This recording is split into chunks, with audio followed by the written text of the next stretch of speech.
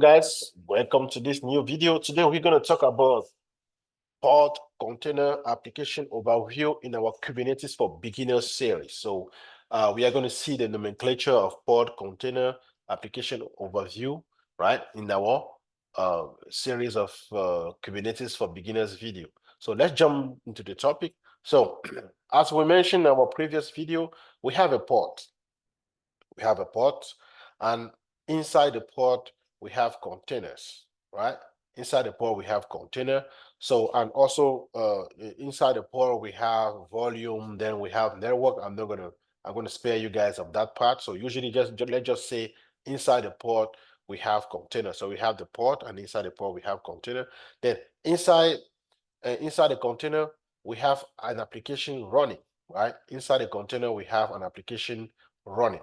So that is what is called the nomenclature of pod containers overview, right? So we have the pod. Inside the pod we have a container. Inside the container we have an application running inside that container. So and we mentioned earlier that a pod needs at least a container to be running, right? A pod needs at minimum a container, but you can have multiple containers inside a pod, and every single container is just there for a specific purpose. They are there for a specific business logic. So that's the nomenclature pod. Then pod, inside the pod lives a container, and inside the container lives the application. So when we say that the application lives inside the container lives inside the pod, and the pod itself lives where? Inside the node, right? The pod itself lives inside the node.